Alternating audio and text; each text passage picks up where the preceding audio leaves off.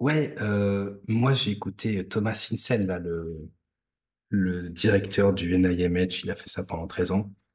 Et les gens pensent que on finance pas en santé mentale, il faut investir plus d'argent et tout, mais il y a un paquet de pognon qui va là-dedans, hein. C'est un pognon de dingue, comme dit notre président. Mm.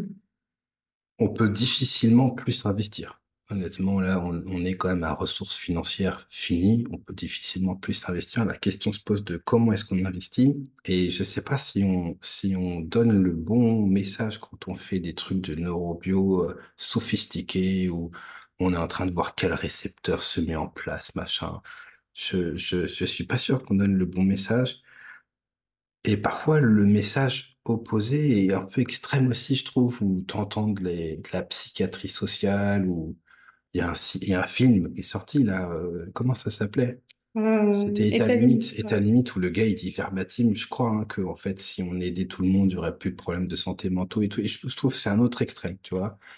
T'as des espèces de DU de psychologie, de la psychiatrie, où tu peux effectivement, être sophistiqué pendant des heures, mais les, les déterminants sociaux de la santé mentale, en fait, c'est pas sophistiqué du tout. Il n'y a pas besoin d'être sophistiqué. Tu prends les gens atteints de troubles de santé mentale graves, tu leur files un endroit où crécher, une maison, un endroit où vivre, tu vois, un lieu, parce que le tiers des SDF, ils sont atteints de troubles de santé mentale. Il y en a, je sais pas combien en prison. Et en fait, ceux-là, si tu leur proposes, ils s'en saisissent, hein. Les études sont faites, hein, pas moi qui sors ça de mon chapeau. Tu leur donnes un boulot ou un but ou ce que tu veux, ou une communauté, et comme ça, tu as les liens sociaux au passage. Et là, les gens vont mieux en moyenne, mais ça n'a rien à voir en termes d'efficacité avec, je sais pas moi, le nouvel antipsychotique qui va sortir, tu vois, ça n'a rien à voir. Et donc, en fait, autant les études sur la science neurobiologique, ça n'a pas donné grand-chose pour le moment, je suis désolé. Donc là, on va peut-être avoir la xanomédine, machin, mais ça n'a pas donné grand-chose. Les recherches génétiques, pour le moment, ça donne que dalle. C'est un désastre, c'est un échec financier massif. Autant sur le côté social de la psychiatrie biopsychosociale, eh ben, on sait quoi faire. Je veux dire, on sait quoi faire. C'est quand même pas compliqué.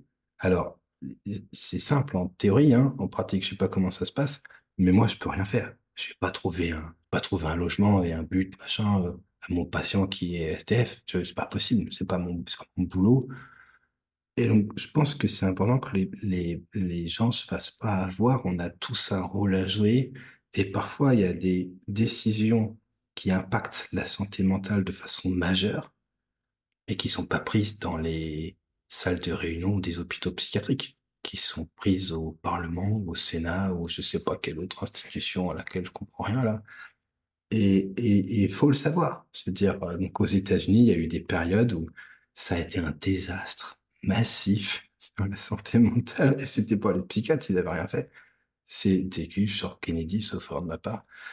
Donc vous faites pas leurrer, on fait de la neurobio, mais la neurobio, ça concerne les gens qui viennent nous voir, qui ont le bon traitement, et dans ceux-là, il y en a la moitié, un tiers qui vont mieux, et puis le reste, ça marche pas, ou ça marche suffisamment peu pour que soit pas bon.